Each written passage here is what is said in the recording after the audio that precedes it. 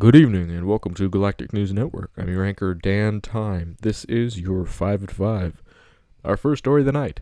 Popular Unovan rapper Cody Crocorock, known as Young Croc, is looking at several years of jail time after being convicted of murder in the first degree. Crocorock was caught attempting to dispose of a body by Unovan Route 8. Police found him after he released a song explaining his plan, appropriately titled Cold Blood Killer.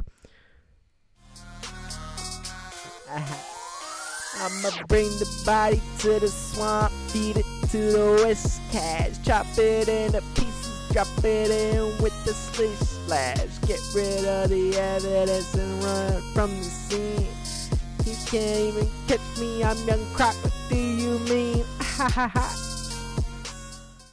His manager, Brian Marowak, also known as Bone Clubber, issued a statement shortly after Croc was taken into custody.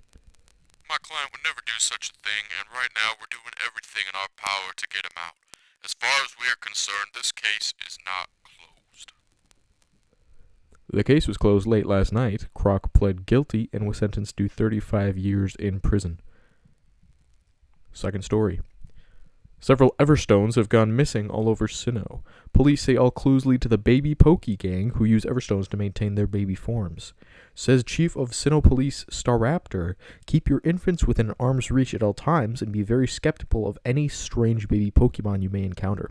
They may seem young and innocent, but these gang members are all well into their level 40s and 50s. Third story.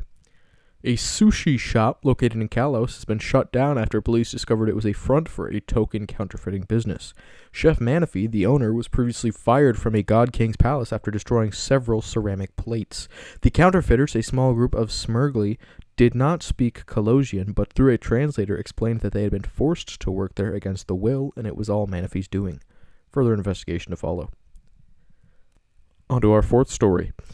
Sinnoh faces civil unrest as a small rebel group of Dialga followers calling themselves the Tenacious Tenants of Time launched an attack on a distortion portal today. These portals allow Sinnoh's ruler, Lady Giratina, free reign of the region. The rebels have been captured and are currently being held for interrogation. And finally, our head story. Camp Calamity in Alola is facing trouble once again. The campgrounds were previously in the news after Maya Drampa was indicted for bribery relating to the development of the land. This time, however, they're looking into a robbery. We now go to Officer Granbull of the Alolan Police Force live. Officer Granbull, how are you? I'm fine, Dan, thanks. Tell us a little about this incident.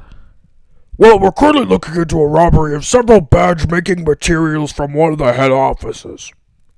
So those must be important to the camp then. Very important. It's how the camp runs, and badges are meant to be earned, not made. I see. Do you have any leads? The security cameras picked up what looked like someone wearing a wide-brimmed hat. Maybe a cacturn or a Murkrow. That's all I can say. Well, I appreciate that you can give us that at the least. Thank you, Officer Granbull. Of course.